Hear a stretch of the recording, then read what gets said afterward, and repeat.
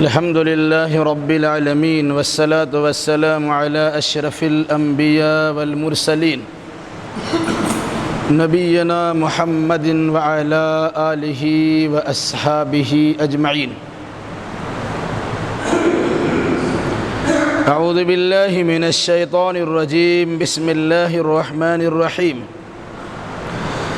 وقال الذين كفروا لا تسمعوا لهذا القرآن والغوا فيه لعلكم تغلبون فلنذيقن الذين كفروا عذابا شديدا ولنجزينهم أسوأ الذي كانوا يعملون ذلك جزاء أعداء الله النار لهم فيها دار الخلد جزاء بما كانوا بآياتنا يجحدون. وقال الذين كفروا ربنا أرنا الذين أضلانا من الجن والإنس نجعلهما تحت أقدامنا ليكونا من الأسفلين.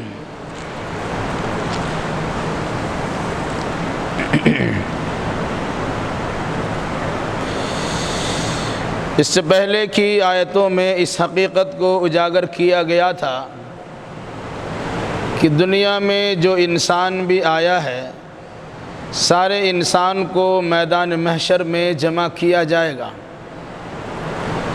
اور باضابطہ جہنم کے گیٹ پر روک کر اس سے کچھ مناقشہ ہوگا، سوال و جواب ہوگا، اور پھر اس کے بعد جہنم میں جانے والوں کی طرف سے اللہ کی بارگاہ میں ایک شکایت ہوگی کہ فلاں فلاں گناہ ہمارے نام اعمال میں لگا دیا گیا ہے، حالانکہ ہم نے ایسا کچھ نہیں کیا تھا. تو اللہ تبارک و تعالیٰ کی جانب سے ان کی زبان کو گونگ کر دی جائے گی، زبان پہ تالا لگا دیا جائے گا اور جسم کے اعضاء و جوارح سے بلوایا جائے گا. انسان کی ٹانگیں اور انسان کے ہاتھ، انسان کی چمڑیاں، یہاں تک کہ رواں رواں سب گواہی دے گا کہ آپ نے فلاں وقت میں فلاں کام کیا تھا. کوئی خلاف کام آپ کے نام اعمال میں درج نہیں ہے، جو آپ نے کیا وہی لکھا ہوا ہے. پھر اس کے بعد یہ بات اخیر میں آئی تھی کہ اگر کوئی انسان گناہ پر گناہ کرتا چلا جاتا ہے تو ایسے انسان کا ساتھی کچھ ایسے لوگوں کو یا ایسے جن کو یا شیطان کو بنا دیا جاتا ہے جو ہمیشہ انہیں غلط راستے ہی پر چلاتا ہے اور غلط راستے سے صحیح راستے کی طرف آنے نہیں دیتا. وہ انسان میں سے بھی ہو سکتا ہے اور جنات میں سے بھی ہو سکتا ہے، یعنی انسان و جنات دونوں بھٹکانے والے گمراہ کرنے والے کام کرتے ہیں. یہ بیان کر کے در حقیقت لوگوں کو شیطان سے بھی اور انسان نما شیطان سے بھی پناہ مانگنے کی تاکید کی گئی اور ساتھ ساتھ ان سے کنارہ کشی اختیار کرنے کا حکم دیا گیا ہے. اگر کوئی انسان ایسا نہیں کرتا بلکہ اپنے ساتھی اور دوست احباب کے چکر میں پڑ کے اپنی عاقبت کو برباد کرتا ہے تو در حقیقت وہ انسان اپنا ہی نقصان کرتا، کسی اور دوسرے کا خسارہ نہیں کرتا ہے. آگے کی آیتوں میں قرآن مقدس سے متعلق کفار و مشرکین کا نظریہ کیا تھا اور قرآنی تعلیمات سے روکنے کے لیے کون کون سے حربے اور طریقے استعمال کرتے تھے، اس سلسلے میں کچھ باتیں بتلائی گئی اور ساتھ بھی اس حقیقت کو اجاگر کیا گیا ہے دنیا میں اگر کسی نے کفر کیا ہے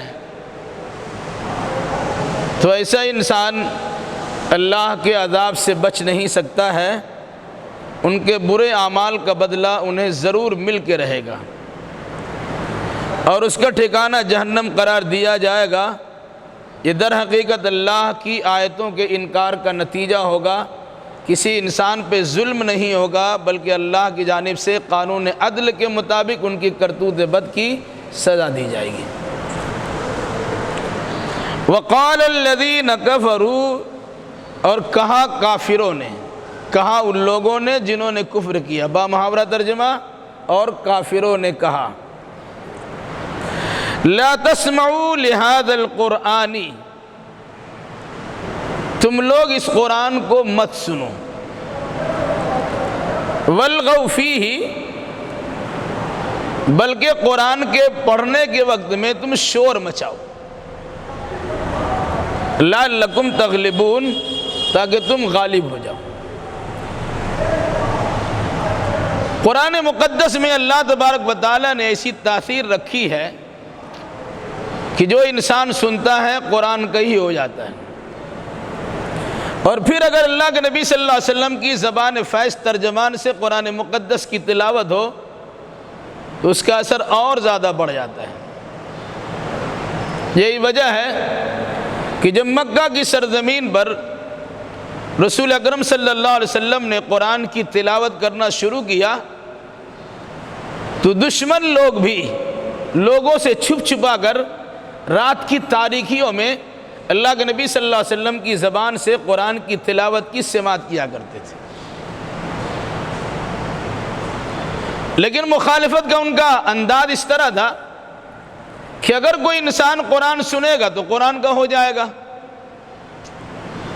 تو آپس میں ایک دوسرے سے کہا کرتے تھے کہ ایسا کرنا، جب بھی محمد صلی اللہ علیہ وسلم اور ان کے ساتھی قرآن مقدس کی تلاوت کریں، اس کی تعلیم و تعلم کریں، اس کے متعلق رہنمائی کرے، تربیت کرے، اس کی تشریح اور وضاحت کرے، تو تم اس جگہ پر چلا چلی کر دینا، شور مچا دینا، تاکہ تمہاری آواز اونچی ہو جائے اور قرآن پڑھنے والے کی آواز دب جائے، قرآن سنا نہ جائے، یا سنا بھی جائے تو صحیح مفہوم اسے سمجھ میں نہ آ سکے، اس لیے قرآن کے پڑھنے کے وقت میں تم چلاؤ، خوب شور مچاؤ۔ یہ کفار و مشرکین نے آپس میں طے کیا کہ قرآن سننے کے بعد عورتیں بھی قرآن کی طرف مائل ہوتی ہیں، مرد بھی قرآن کی طرف مائل ہوتا ہے، بچے بھی قرآن کی طرف کھنچ کھنچا کے چلے جاتے ہیں۔ اس سے روکنے کا ایک ہی طریقہ ہے کہ قرآن کی آواز لوگوں کے کانوں تک صحیح سالم نہ پہنچنے دیا جائے، اور اس کی صورت ایک یہ ہوگی کہ جب بھی قرآن پڑھا جائے، جہاں سے بھی قرآن کی تلاوت کی آواز سنائی دے، اس جگہ پر تم زور سے چلاؤ تاکہ تمہاری آواز سنائی دے اور قرآن کی آواز دب جائے۔ یہ طریقہ لوگوں نے اپنایا۔ کہیں قرآن کی آواز کو دبانے کی ایک شکل یہ بھی ہوتی ہے کہ قرآن مقدس کو بالائے طاق رکھ دیا جائے، قرآنی فرمودات کو الگ تھلگ کر دیا جائے، قرآنی فیصلے کو پس پش ڈال دیا جائے، قرآن کی طرف رہنمائی نہ کی جائے، قرآن کی طرف رخ نہ کیا جائے، بلکہ اپنے انداز میں کسی فیصلے کو سنا دیا جائے، اور اتنا زور سے سنایا جائے کہ آدمی اس کے زوردار آواز کے سامنے اپنے آپ کو خاموش کر لے، اور وہ قرآن سنانا بھی چاہتا ہو تو قرآن کی آواز اس کی زبان سے نہ نکل سکے۔ یہ بھی قرآن کے خلاف رکاوٹ کی ایک سازش ایک طریقہ تھا۔ یاد رکھیے گا، قرآن سے روکنے والا انسان، جس کے اندر قرآن سے روکنے کی جرات ہوگی، وہ کوئی مسلمان نہیں ہو سکتا، وہ غیر مسلم ہی ہو سکتا ہے۔ ہو سکتا ہے کہ کوئی انسان بظاہر مسلمان ہو، لیکن وہ بباطن عملی اعتبار سے کفر کرتا ہے، اگر قرآن کے فرمودات کے سامنے منمانی کرتا ہے اور اپنے خاندان کے رسم و رواج کو لاگو کرنے کی ناپاک کوشش کرتا ہے۔ اس مناسبت سے قرآن نے کہا کہ کافر لوگ آپس میں کہا کرتے تھے لا تسمعوا لهذا القرآن والغوا فیہ، جب قرآن پڑھا جائے تو تم اس کو سنو مت بلکہ تم چلاؤ۔ اسی آیت کی جواب میں اہل ایمان کو مخاطب کرتے ہوئے اللہ نے کہا یا ایھا الذین آمنوا اذا قرئ القرآن فاستمعوا له وانصتوا لعلکم ترحمون، اے ایمان والو، جب بھی قرآن پڑھا جائے فاستمعوا له وانصتوا، اس کی طرف کان لگا دو اور بالکل خاموش رہو، لعلکم ترحمون، تاکہ تم پر رحم کیا جائے۔ یعنی قرآن کی جب تلاوت ہو تو آپ کی زبان بند ہونی چاہیے، جب قرآن کی تلاوت ہو تو آپ کو خاموش رہنا چاہیے، اور ہمہ گوشتن ہو کر پوری توجہ کے ساتھ قرآن مقدس کو سننا چاہیے، تاکہ اللہ تبارک و تعالیٰ کا رحم و کرم ہوگا، یہ مومنوں کی شان اور پہچان بتلائی گئی۔ جبکہ کفار و مشرکین کا شیوہ و طریقہ یہ بتلایا گیا کہ جب بھی قرآن مقدس کی تلاوت ہوتی ہے وہ شور مچاتے ہیں، وہ ہنگامہ کرتے ہیں، وہ رکاوٹیں ڈالتے ہیں، وہ روڑے اٹکاتے ہیں اور قرآن مقدس سے لوگوں کو دور کرنے کی سازش کرتے ہیں۔ ایسے بھی افراد مسلکی اعتبار سے بھی ہوں اور جمعیت و جماعت کے تعلق سے بھی افراد ہیں۔ اگر آپ کا کسی سے بنتا نہیں ہے، کسی کے نظریہ سے آپ کا نظریہ ملتا نہیں ہے، کسی وجہ سے آپ کا اس کے ساتھ اختلاف ہو گیا، تو جہاں وہ انسان درس قرآن کی مجلسیں سجاتا ہے اور برسہ برس سے قرآن مقدس کی محفل کو سجا کے رکھا ہے اور دروس قرآن کے ذریعے سے لوگوں کی علمی پیاس کو بجھاتا رہا ہے، ایسے افراد وہاں پہنچ کر باضابطہ قرآن کا درس بند کرانے کی ناپاک کوشش بھی کی ہے۔ تو کیا کہا جائے گا ایسے افراد پر جو قرآن مقدس کے درس کو بند کراتا ہو یا قرآن سے لوگوں کو دور کرنے کی کوشش کرتا ہو؟ کیا کہا قرآن نے؟ کافروں نے کہا آپس میں لا تسمعوا لهذا القرآن والغوا فیہ، اس قرآن کو مت سنو اور اس میں چلاؤ، لعلکم تغلبون، تاکہ تم غالب آ جاؤ، قرآن پڑھنے والے کی آواز دب جائے، مغلوب ہو جائے اور تمہارا چلانا اور شور کرنے کی آواز بلند ہو جائے۔ قرآن نے کہا ما کان الصلاۃ عند البیت الا مکاء وتصدیہ، کفار مشرکین کی نماز کیا تھی؟ وہ بیت اللہ کے پاس جاتے تھے تو تالیاں بجاتے تھے اور سیڑیاں بجاتے تھے۔ تالی بجا کر بھی قرآن کی آواز میں خلل اندازی کی جاتی تھی اور سیڑیاں بجا کر بھی قرآن کی آواز کو دبانے کی کوشش ہوتی تھی۔ اس کے علاوہ جہاں قرآنی مجلسیں قائم ہوتی وہاں طوائف کو نچوایا جاتا تھا، جہاں قرآن مقدس سنانے کی باری آتی تھی وہاں رستم و اسفندر یار کی کہانیاں سنائی جاتی تھی، جہاں قرآن مقدس کے دروس دیے جاتے تھے وہاں لوگوں کو ورغلانے اور بہکانے کے لیے کچھ اور پروگرام کیا کرتے تھے۔ یہ سب طریقہ تھا قرآن مقدس سے روکنے کا۔ قرآن نے کہا کہ کافر لوگ کہتے ہیں کہ قرآن مت سنو بلکہ اس میں چلاؤ تاکہ تم غالب آ جاؤ۔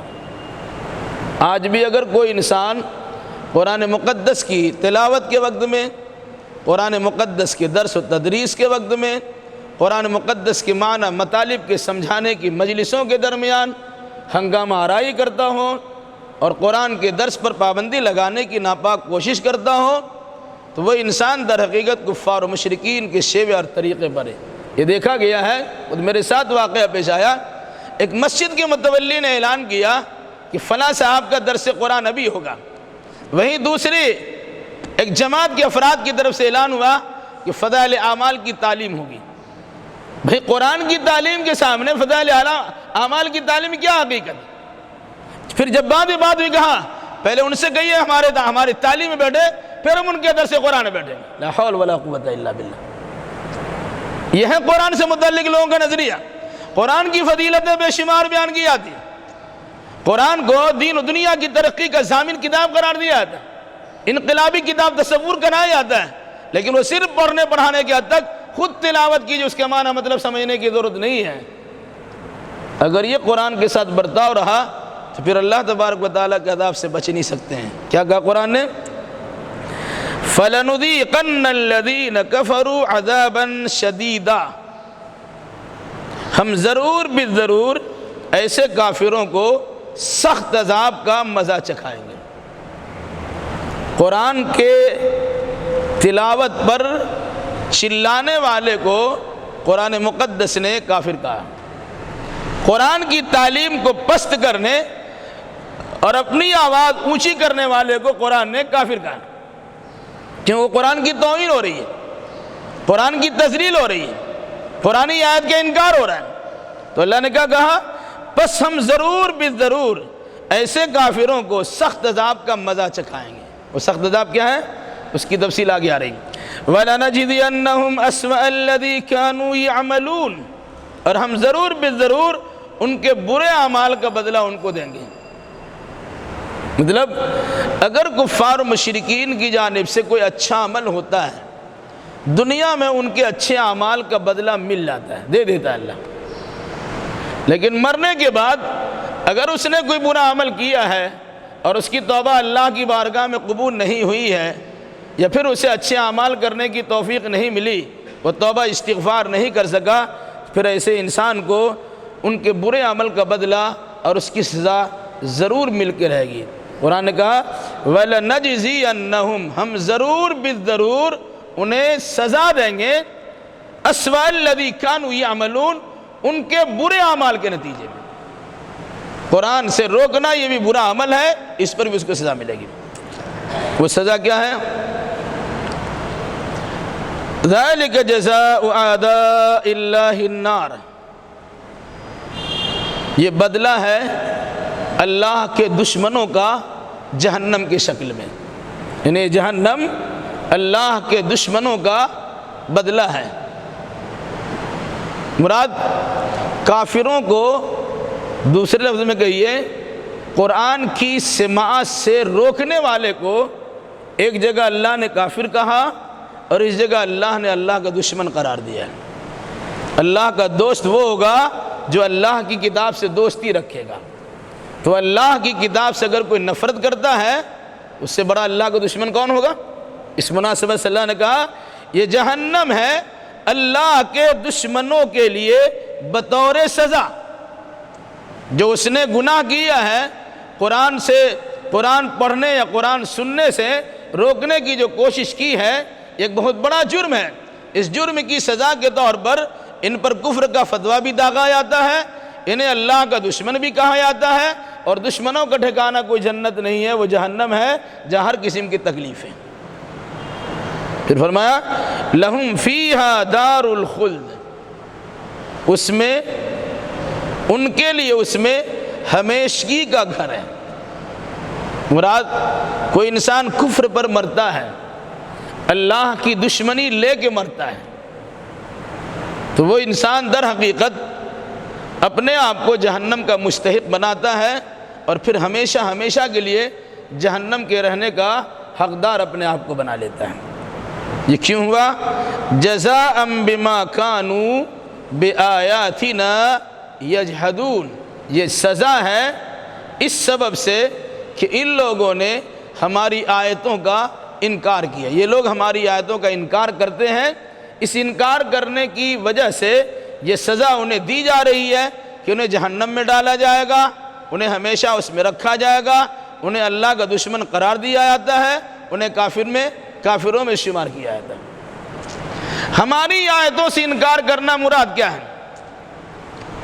آیات کی کئی شکلیں ہیں۔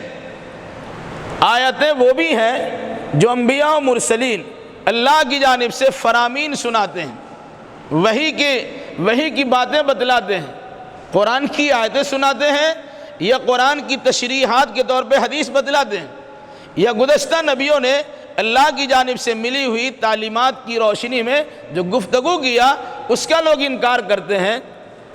دوسری بات، جو اللہ کے رسول کی جانب سے خلاف عادت کے طور پر، خرق عادت کے طور پر ایسی چیزوں کا ظہور ہوتا ہے جسے عام انسان نہیں کر سکتا، جس کے کرنے سے انسان عاجز و درمادہ رہتا ہے، جنہیں قرآن مقدس یا جنہیں اصول کی کتاب میں، عقیدہ کی کتاب میں خاص طور سے معجزہ سے تعبیر کیا گیا ہے کہ وہ عمل یا وہ کام جس کی کرنے سے عام لوگ قاصر و درمادہ رہ جائے، اور اللہ کا نبی اللہ کے فضل و کرم سے اس عمل کو کر لے یا اس چیز کو لوگوں کے سامنے ظاہر کر دے۔ معجزہ عاجز کر دینے والی چیز۔ اللہ کی آیتوں کا انکار کرنے کا مطلب یہ ہوا کہ جو اللہ نے فرامین بھیجا اس کا انکار کر دیا۔ دوسرا انکار کرنے کی شکل یہ ہوتی ہے، دوسری شکل یہ ہوتی ہے کہ اللہ کے نبی اگر معجزات ان کے سامنے ظاہر کریں، معجزہ کے ماننے سے انکار کر دیا۔ حضرت داؤد علیہ السلام کا معجزہ تھا لوہے کو نرم کر دینا۔ حضرت سلیمان علیہ السلام کا معجزہ تھا ہوا کے کندھے پر چلنا پھرنا۔ حضرت موسیٰ علیہ السلام کا معجزہ تھا لاٹھی اور ید بیضا اور دیگر چیزیں۔ حضرت عیسیٰ علیہ السلام کا معجزہ تھا بیمار، کوڑ کی بیماری اور بالکل بیمار اندھے انسان کے جسم پر آپ کا ہاتھ پھرتا تھا اور وہ شفا یاب ہو جاتا تھا۔ اس طرح بہت سارے نبیوں کو بہت سارے معجزات دیے گئے۔ خود اللہ کے نبی صلی اللہ علیہ وسلم کے لیے بہت سارے معجزات تھے، ان میں سب سے بڑا معجزہ، سراپا معجزہ اور ہمیشہ رہنے والا معجزہ مکمل قرآن مجید ہے۔ تو اگر کوئی انسان اللہ کے کسی نبی کے کسی معجزے کا انکار کرتا ہے تو در حقیقت وہ انسان اپنے آپ کو اللہ کے عذاب کا مستحق قرار دیتا ہے۔ انکار کرنے کی شکل یہ ہوتی ہے آیات تکوینیہ جسے بولتے ہیں، جنہیں آفاق و انفس میں کہا جاتا ہے۔ آسمان و زمین میں پھیلی ہوئی بے شمار چیزیں ہیں، وہ سب نشانیاں ہیں۔ وَفِي كُلِّ شَيْءٍ لَهُ آیَةٌ تَدُلُّ عَلَىٰ أَنَّهُ وَاحِدٌ۔ ہر چیز میں یہ نشانی گواہی موجود ہے جو اس بات پہ دلالت ہے کہ اللہ تبارک و تعالیٰ کی ذات ایک اکیلی ذات ہے۔ بار بار اللہ نے اس قرآن مجید میں آسمان کو دیکھنے کو کہا، پہاڑ کو دیکھنے کو کہا، اونٹ کو دیکھنے کو کہا، زمین میں غور و فکر کرنے کو کہا، دنیا کی بے شمار چیزوں میں تدبر، تفکر اور غور و فکر کرنے کی تاکید کی ہے۔ اگر کوئی انسان ان آیات کا بھی انکار کرتا ہے، وہ بھی اللہ کی اس آیت کی صد میں چلا آتا کیا جزاء بما كانوا بآیاتنا یجحدون، یہ سزا ہے اس سبب سے کہ انہوں نے ہماری آیتوں کا انکار کیا۔ چاہے انسان زبان سے انکار کر دے، چاہے انسان عقیدہ سے انکار کر دے، چاہے انسان عملی طور سے انکار کر دے۔ جیسے آپ نے فرمایا کل امتی يدخلون الجنہ الا من ابى، قیل من یابى یا رسول اللہ، قال من اتانی دخل الجنہ ومن عصانی فقد ابى۔ آپ نے فرمایا کہ میری امت کے سارے افراد جنت میں داخل ہوں گے مگر وہ انسان داخل نہیں ہو سکے گا جو انکار کرے گا۔ صحابہ نے پوچھا کوئی انسان ایسا بھی ہو سکتا ہے جو جنت میں جانے سے انکار کرے گا؟ آپ نے فرمایا ہاں، من اتانی دخل الجنہ، جس نے میری فرما برداری کی وہ تو جنت میں چلا گیا، ومن عصانی فقد ابى، اور جس نے میری نافرمانی کی اس نے گویا جنت میں جانے سے انکار کر دیا۔ انکار کرنے کی شکل کیا ہے؟ یہ عملی شکل ہے۔ نافرمانی کیا، ہم نہیں کہہ سکتے جنت میں نہیں جائیں گے، لیکن ایسا عمل کرتے ہیں جس کے نتیجے میں جنت کا دروازہ ہم پر بند ہو جاتا ہے۔ تو کیا فرمایا؟ ان کافروں کے لیے جو اللہ کا دشمن ہے جہنم کی سزا ہے، یہ اس میں ہمیشہ ہمیشہ رہیں گے، اور یہ بدلہ اس سبب سے، یہ سزا اس وجہ سے ہے کہ یہ لوگ ہماری آیتوں کے ساتھ انکار کیا کرتے تھے۔ ان آیتوں میں ان لوگوں کا تذکرہ کیا گیا جو اللہ کے دشمن ہیں۔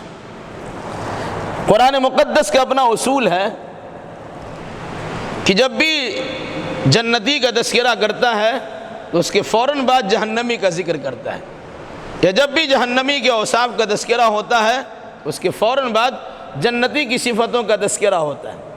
ابھی ان آیتوں میں، گزشتہ آیتوں میں اللہ کے دشمنوں کا اور کفار و مشرکین کا تذکرہ کیا گیا، یا کہہ لیجئے کہ جہنمیوں کا ذکر کیا گیا۔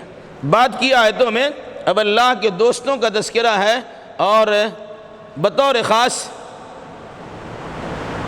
جنت میں داخل ہونے والے افراد کا تذکرہ ہے۔ ایک آیت کے بعد ایک آیت رہ جا رہی ہے، وَقَالَ الَّذِينَ كَفَرُوا رَبَّنَا أَرِنَا الَّذَيْنِ أَضَلَّانَا مِنَ الْجِنِّ وَالْإِنسِ نَجْعَلْهُمَا تَحْتَ أَقْدَامِنَا لِيَكُونَا مِنَ الْأَسْفَلِينَ۔ بڑی اہم بات اس آیت کریمہ میں کہی گئی ہے۔ آدمی اپنا دوست کس کو بنائے گا؟ دنیا میں کسی کی چمک دمک کو دیکھ کے دوست بنا لیتا ہے، لیکن مرنے کے بعد اس دوستی کتنا برا اور خطرناک انجام ہوگا انسان اس سے غافل ہے۔ آیت کریمہ کا ترجمہ سماعت کیجئے، وَقَالَ الَّذِينَ كَفَرُوا، اور کہا کافروں نے، ربنا، اے ہمارے رب، ارنا، ہمیں دکھلا دے، الذین اضلانا من الجن والانس، ان دونوں کو، چاہے جنات ہو چاہے انسان، جنہوں نے ہمیں گمراہ کیا تھا۔ اے اللہ، انسان ہو یا جنات، جنہوں نے ہمیں گمراہ کیا تھا ہمیں اسے دکھا، ہم دیکھنا چاہتے ہیں وہ کون ہے وہ۔ کیوں؟ کیا کریں گے اس کے ساتھ؟ نجعلہما تحت اقدامنا، ہم ان دونوں کو اپنے پاؤں کے نیچے رونٹ ڈالیں گے، لیکونا من الاسفلین، تاکہ یہ ذلیل و خوار ہو جائے۔ دنیا میں جب دوستی کیے ہوا تھا تو پتہ نہیں چل رہا تھا، دنیا میں اپنا پیر بنایا ہوا تھا پتہ نہیں چل رہا تھا، دنیا میں اکابرین ان کو سمجھا کرتے تو انہیں پتہ نہیں چل رہا تھا، دنیا میں اپنا لیڈر اور رہنما تصور کیا ہوا تھا لیکن پتہ نہیں چل رہا تھا کہ اس کا انجام کیا ہوگا۔ جب جہنم میں جائے گا انسان تو انہیں سمجھ میں آئے گا ان کے پیچھے چلنے کا انجام یہ ہوا کہ ہم جہنم میں پہنچے. تب اللہ کی بارگاہ میں شکایت کیا ہوگی؟ کافر لوگ کہیں گے اے ہمارے رب ہمیں انسان میں سے جنات میں سے ان دونوں میں سے جن نے بھی ہمیں گمراہ کیا تھا ہمیں اس کو دکھا دے. کہتے ہیں ہمارا دشمن دکھائیے ابھی ہم بدلہ لے کے چھوڑیں گے. بھئی واہ کہ جہنم میں جب پہنچے ہیں تو کہا ہم کو گمراہ تو جنات نے بھی کیا تھا اور انسان نے بھی کیا تھا. من الجنت والناس اب پناہ مانگتے ہیں قل اعوذ برب الناس میں الذی یوسوس فی صدور الناس من الجنت والناس. تو بہت سے انسان بھی جناتی حرکت کرتے ہیں, وہ آپ کا دوست بن کر آپ کا لٹیا غرق کرتے ہیں, آپ کو جنت کا راستہ دکھانے کے بجائے جہنم کا دروازہ میں لے آتے ہیں, آپ کو بری راہ دکھلاتے ہیں, بری راہ پہ چلاتے ہیں اور اچھے راستے سے آپ کو روکتے ہیں. تو جہنمی انسان جہنم میں پہنچنے کے بعد اپنے غصے کا اظہار اس طرح کریں گے کہ فلاں کی وجہ سے ہمیں آج جہنم میں آنا پڑا ہے, الہی مجھے موقع دیجئے, ہمیں موقع دیجئے, اسے ہمارے سامنے لائیے, ہم اسے پٹک کے ماریں گے, اپنے پاؤں سے روٹ ڈالیں گے اور دنیا والوں کو بتا دیں گے یہی وہی انسان ہے کہ جس نے ہمیں ذلت میں ڈالا تھا, آج اسے ذلیل و خوار کیا ہے. کتنی خطرناک چیز ہے. قرآن مقدس نے الگ الگ انداز میں الگ الگ جگہ پہ تذکرہ کیا. ایک جگہ قرآن یہ بھی کہا سورہ بقرہ میں ہے استبرأ الذین اتبعوا من الذین اتبعوا ورأوا العذاب وتقطعت بهم الاسباب. اس زمانے کو یاد کیجئے جب اتباع کرنے والے لوگ اس سے برات کا اظہار کریں گے جن کی اتباع کر رہے تھے, یعنی مرید لوگ اپنے پیر سے رشتہ ناتا توڑنے کا اظہار کریں گے. کیوں؟ وہاں سارے رشتے ٹوٹتے نظر آ رہے ہو, دکھائی نہیں دے کہاں پیر صاحب جو کہا تھا کچھ کر لو ہم تمہارے ساتھ ہیں نا, بیڑا پار تمہارا ہو ہی جائے گا, تمہیں فکر کرنے کی ضرورت نہیں, میرا نام لے لینا, ہم تو تمہارے لیے کافی ہیں. تو انسان شارٹ کٹ راستہ اپناتا ہے, بھول بھلائیے میں پڑا ہوا ہے, کسی کام کرنے کی ضرورت ہی کیا ہے, وہ تو بیڑا اٹھا ہی لیا ہے, وہ ذمہ داری تو قبول کر ہی لیا ہے. ہم ان کے نقش قدم پر چلتے ہیں, ان کی بارگاہ میں نذرانہ شکرانہ پیش کرتے ہیں, وہ تو ہمیں راستہ دکھا ہی رہا ہے اور یقیناً جنت کا راستہ ہوگا, جنت پہنچا ہی دے گا. لیکن وہاں پتہ چلے گا یہ راستہ تو کوئی اور کا تھا.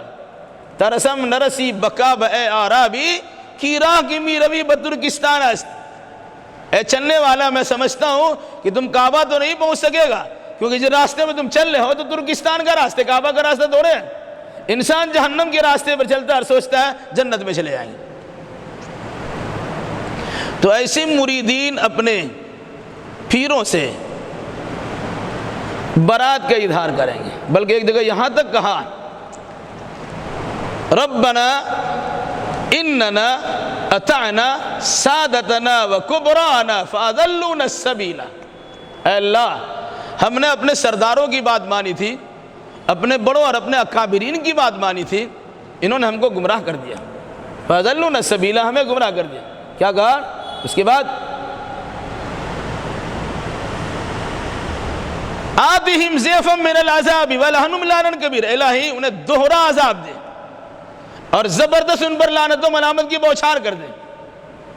ایک تو خود گمراہ تھا, اس کی سزا ملنی چاہیے, اس نے ہمیں گمراہ کیا, اس کی بھی سزا ملنی چاہیے. قرآن کہتے ہیں لکل ضعف, تم دونوں کے لیے گمراہی, تم دونوں کے لیے دوہرا عذاب. کیوں؟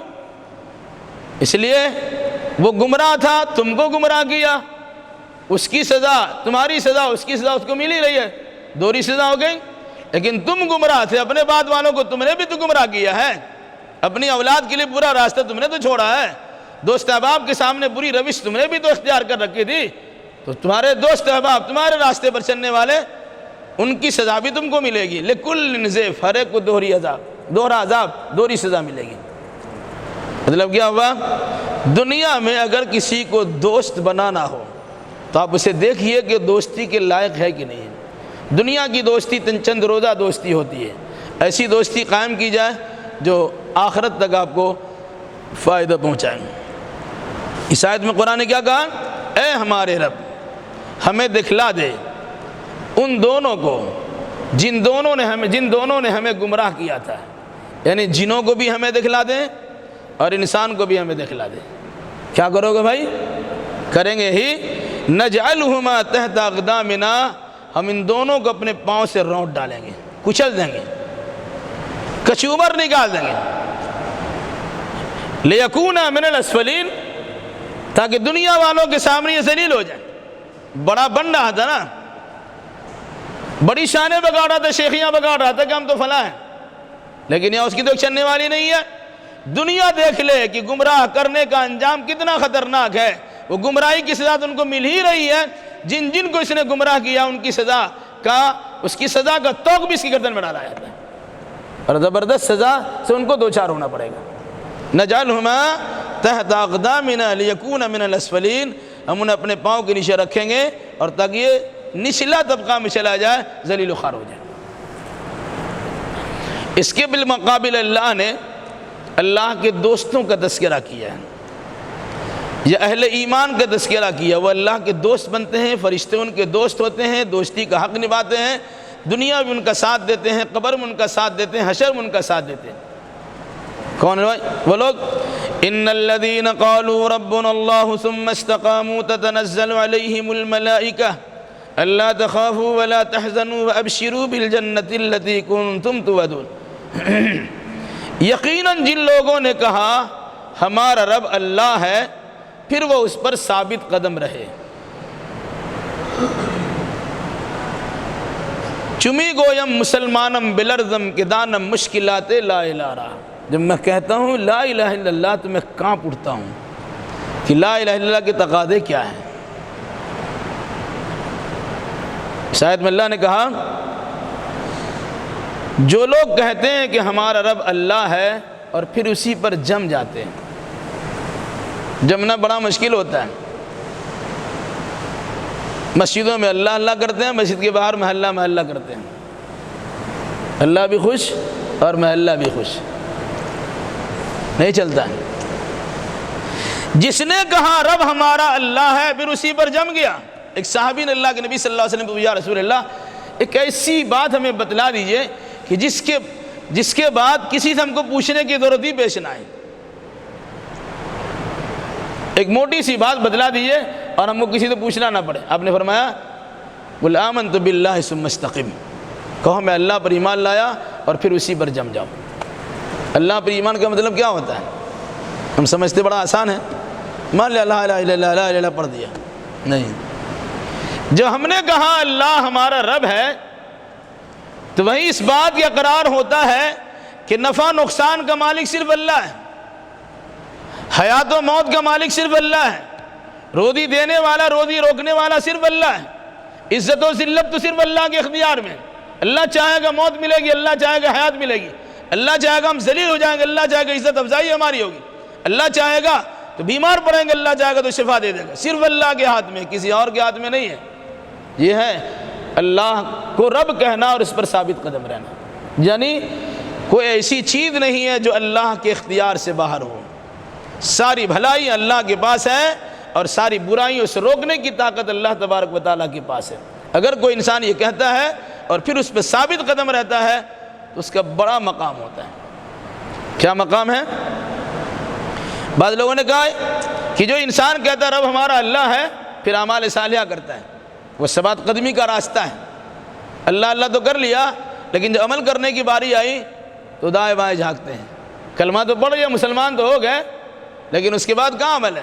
یاد رکھیے گا، ایک بات یاد رکھیے، مسلم گھر میں پیدا ہونے سے کوئی انسان مسلم نہیں ہوتا، بالغ ہونے کے بعد اسے کلمہ شہادت کے اقرار کرنا ہوگا، ورنہ ماننا پڑے گا کہ ڈاکٹر کے بیٹا ڈاکٹر ہی ہو جائے گا، وہ پڑھے نہ پڑھے وہ ڈاکٹر ہی ہو جائے گا، پڑھنا پڑتا ہے تب ڈاکٹر بنتا ہے۔ اسی طریقے سے مسلمان کا بیٹا ہونے کے لیے مسلمان ہونا ضروری نہیں ہے، آپ کو بالغ ہونے کے بعد کلمہ اقرار کرنا پڑے گا تب مسلمان کہلائیں گے۔ تو اگر کوئی انسان کہتا ہے کہ رب ہمارا اللہ ہے، خالق ہمارا اللہ ہے، مالک ہمارا اللہ ہے، معبود ہمارا اللہ ہے، عیب کو چھپانے والا اللہ ہے، ظاہر کر دینے والا اللہ ہے، سارے اختیار کا مالک اللہ ہے، آسمان و زمین کے تمام تر نظام کو چلانے والا صرف اللہ ہے، ہر گھڑی اللہ کے کیمرے میں، اللہ کی نگاہ میں ہمیں، یہ اخلاص پر مشتمل اگر کوئی انسان عمل اور عقیدہ رکھتا ہے اس کے لیے فضیلت کیا ہے؟ تتنزل علیہم الملائکہ، فرشتے ان کے پاس اترتے ہیں۔ فرشتے صرف انبیاء کے پاس نہیں آتے ہیں، انبیاء و مرسلین کے پاس فرشتے احکام لے کر آتے ہیں، وحی لے کر آتے ہیں، لیکن خوشخبری سنانے کے لیے اللہ عام بندوں کے پاس بھی فرشتوں کو بھیجتا ہے۔ قرآن مقدس کی آیت کیا ہے؟ تتنزل علیہم الملائکہ، فرشتے ان کے پاس اترتے ہیں اور کیا کہتے ہیں؟ اللہ تخافوا ولا تحزنوا وابشروا بالجنۃ التی کنتم توعدون، خوف مت کرو، غمگین مت ہو، اس جنت کی بشارت و خوشخبری سن لو جس کا تم سے وعدہ کیا گیا۔ جب انسان موت کی گھڑی سے دوچار ہوتا ہے، جاکنی کا عالم ہوتا ہے، روح نکالنے والے فرشتے ان کے پاس موجود ہوتے ہیں، حیرانی اور پریشانی کا ماحول ہوتا ہے، گھبرا جاتا ہے انسان، اس وقت میں کچھ فرشتے اللہ کیا کہتے ہیں؟ گھبراؤ مت، ہم تو تمہارے ساتھ ہیں۔ کیا کہتے ہیں فرشتے؟ تتنزل علیہم الملائکہ، ان پر فرشتوں کا نزول ہوتا ہے اور کہتے کیا ہے؟ اللہ تخافوا ولا تحزنوا، خوف مت کرو، یہ فرشتے روح نکالنے کے لیے نکالنے دو، غمگین مت، جو تمہارے ساتھ حالات پریشانی اس پر غم کا اظہار ہی مت کرو، جان جا رہی ہے جان جانے دو، اب آگے کیا ہونے والا ہے اس کا خوف مت کھاؤ، پیچھے کیا ہو چکا ہے اس کا غم کا اظہار مت کرو، کیوں؟ تمہاری ضمانت ہم دیتے ہیں، تم اللہ پہ توکل کرنے والے اور اللہ کی ربوبیت کے اقرار کرنے والے اللہ کے ایسے بندے ہو کہ تمہارے لیے تو اللہ تبارک و تعالیٰ نے ساری چیزوں کو رکھ دیا ہے، جو چاہو گے وہی ملیں گے۔ کیا فرمایا؟ وَأَبْشِرُوا بِالْجَنَّةِ الَّتِي كُنْتُمْ تُوعَدُونَ، اس جنت کی خوشخبری سن کے خوش ہو جاؤ جس کا تم سے وعدہ کیا گیا۔ مفسرین لکھتے ہیں فرشتے اس وقت بھی آتے ہیں جب ان کی روح قبض ہو رہی ہوتی ہے، بڑا دردناک سما ہوتا ہے، خطرناک ماحول ہوتا ہے، روح نکلنے والی ہوتی ہے، غمگینی سے انسان دوچار ہوتا ہے، جانے کے وقت میں جو حالات ہوتے ہیں کسی مرنے والے سے پوچھئے اگر وہ بتا سکے تو، فرشتے وہاں کہتے ہیں گھبراؤ مت، ہم تمہارے ساتھ ہیں۔ اترتے فرشتے انہیں خوشخبری سناتے ہیں، انہیں تسلی دیتے ہیں کہ غم مت کرو، خوف مت کرو، جنت کی خوشخبری سن لو۔ یہ مرنے کے وقت بھی ہے، جب انسان قبر میں ہوتا ہے، سوال جواب کا سلسلہ شروع ہوتا ہے، وہاں بھی نکیرین بالکل خطرناک شکل میں ان کے پاس آتے ہیں، حالات بڑے پریشان کن ہوتے ہیں، پھر فرشتے وہاں پر ان کی یاوری کرنے کے لیے، ان کی فریاد رسی کرنے کے لیے، ان کی دیکھ ریکھ کرنے کے لیے، ان کی ہمت اور تسلی کو تسلی دینے کے لیے کہتے ہیں گھبراؤ مت، سوال ہو رہا ہے سوال کا جواب دو، آرام سے سوال کا جواب دو۔ اور پھر اسی پر بس نہیں ہے، جب میدان محشر میں اٹھائے جاتے ہیں پھر فرشتے وہاں بھی کہتے ہیں کہ گھبرائیے مت، خوشخبری آپ کے لیے ہے، آپ جنت میں جانے والے ہیں، دنیا میں کچھ تکلیف اٹھا چکے ہیں اس کا غم مت کیجیے، سامنے کچھ خطرات ہیں اس کا خوف مت کیجیے، جنت تو آپ کو ملنے والی ہے، خوش ہو جائیے۔ یہ تین گھڑیوں پہ فرشتے باضابطہ انہیں خوشخبری سناتے ہیں، اور اس کے ساتھ کیا کہتے ہیں سنیے، نحن اولیاؤکم فی الحیات الدنیا وفی الآخرہ وَلَكُمْ فِيهَا مَا تَشْتَهِي أَنفُسُكُمْ وَلَكُمْ فِيهَا مَا تَدَّعُونَ، ہم تمہارے دوست تھے دنیاوی زندگی میں اور آخرت میں بھی ہیں۔ مرنے کے وقت کہتے ہیں ہم دنیا میں تمہارے دوست ہیں اور آخرت میں بھی دوست رہیں گے۔ قبر میں فرشتے کہتے ہیں دنیا میں تمہارے دوست ہیں، یہاں بھی تمہارے دوست ہیں۔ پھر حشر میں فرشتے کہیں گے دنیا میں تمہارے دوست تھے، آخرت میں تمہارے دوست ہیں۔ نحن اولیاؤکم، ہم تمہارے دوست ہیں، فی الحیات الدنیا و فی الآخرہ، دنیاوی زندگی میں بھی اور آخرت کی زندگی میں بھی۔ وَلَكُمْ فِيهَا مَا تَشْتَهِي أَنفُسُكُمْ، تمہارے لیے یہاں جنت میں وہ ساری چیزیں ہیں جو تمہارا دل چاہے گا۔ وَلَكُمْ فِيهَا مَا تَدَّعُونَ، اور تمہارے لیے اس میں وہ ساری چیزیں ہیں جس کا تم سوال کرو گے۔ ایک انسان جنت میں گیا، جنت میں اسے کھیت جوتنے کی چاہت ہوگی، کھیت بھی مل جائے گا، ہل جوتنے کا سامان بھی مل جائے گا، آدمی کھیت بھی جوتے گا۔ سوچے گا ہم کو بازار جانا ہے، شاپنگ کرنا ہے، اور وہ بڑا بڑا مال جانا ہے، ان کے سامنے مال کا بھی ادھار ہو جائے گا، لوگ وہاں پہنچیں گے۔ وہ سوچے گا ہمیں دوست احباب سے ملاقات بھی کرنی ہے، وہ صورت بھی وہاں پیدا ہو جائے گی۔ وہ سوچے گا ہمیں فلاں جگہ پہ جانا ہے، انسان وہاں بھی چلا جائے گا۔ کہا وَلَكُمْ فِيهَا مَا تَشْتَهِي أَنفُسُكُمْ، جو تمہارا جی چاہے گا، جو تمہارے من میں آئے گا، من چاہی زندگی دنیا میں گزارو، دنیا میں رب چاہی زندگی گزارو، مرنے کے بعد من چاہی زندگی گزارو گے۔ یہاں من کی بات لوگ بولتے ہیں، بولتے رہیں گے، قرآن نے کہا من کی باتیں وہاں کرو گے، من کی چاہتوں کا اظہار تمہارا وہاں ہوگا، جو چاہو گے وہی ہو جائے گا۔ دوسری بات وَلَكُمْ فِيهَا مَا تَدَّعُونَ، کچھ تو چاہت ہوئی، بیٹھے ہوئے ہیں، سوچا انگور کا خوشہ آ جائے، قطوفہا دانیہ، آپ کے سامنے لٹکنا شروع ہو جائے گا، چاہے تو ہاتھ سے لے کھا لیجیے، چاہے تو منہ بڑھا کھا لیجیے، یہ ایک چاہت ہے۔ اور اس کے علاوہ آپ کی خواہش ہوگی اپنے خود سے نہیں لیں گے، ویٹر کو بلاؤ، خدام کو بلاؤ، وہ جو غلمان ہمارے لیے ہیں، وہ حور و غلمان جس کا اہتمام ہمارے لیے کیا گیا، ان کی خدمت حاصل کی جائے، اے ادھر آؤ، فلاں فلاں چیزیں لے کے آؤ، جو سوال ہوگا فوراً حاضر ہوگا۔ آرڈر دیا آپ نے، دیری نہیں ہوگی، ایسا نہیں کہ 10 منٹ 15 انتظار کیجیے، آرڈر ملا فوراً حاضر ہے۔ قرآن نے کیا کہا؟ وَلَكُمْ فِيهَا مَا تَدَّعُونَ، جس کا مطالبہ کرو گے، جس کا سوال کرو گے، وہ چیز ہی موجود ہے۔ لیکن یہ کیسے ہے؟ نُزُلًا مِّن غَفُورٍ رَحِيمٍ، یہ بخشنے والا، رحم کرنے والا اللہ کی طرف سے بطور ضیافت و میزبانی ہے۔ آپ کی مہمانی یا آپ کی میزبانی کی جائے گی اللہ کی طرف سے، جو بڑا بخشنے والا، بڑا رحم کرنے والا۔ یہاں پر ایک بات یاد رکھیے کہ کوئی انسان اپنے عمل کی بدولت جنت میں نہیں جائے گا۔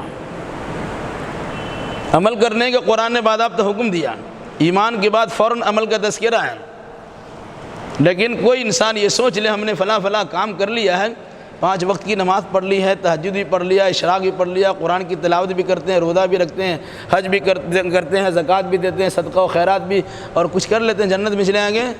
بھلا اس قسم بھول بھلائیے مت رہو۔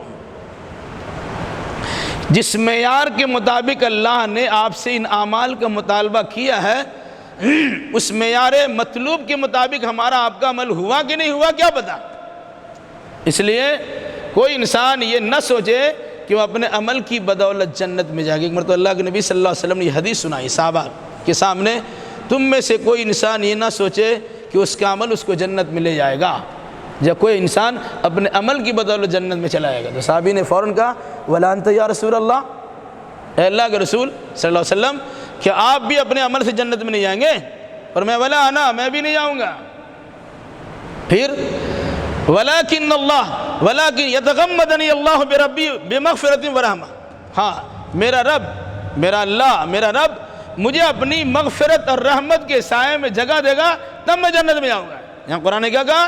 نُزُلًا مِّن غَفُورٍ رَحِيمٍ، اللہ بڑا بخشنے والا، بڑی مغفرت کرنے والا اور بڑا رحم و کرم کرنے والا ہے، معاف کرنے والا، رحم و کرم کرنے والے کی جانب سے ضیافت کے طور پر جنت کی یہ میزبانی اور مہمانی نصیب ہوگی۔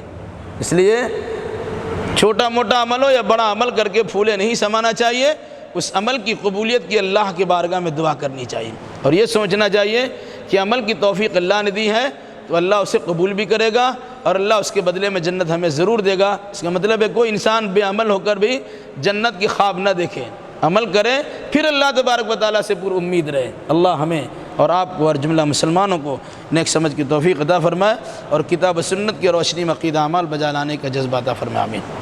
اقول قولی ھذا واستغفر اللہ لی ولکم ولسائر المسلمین، وآخر دعوانا الحمد للہ رب العالمین۔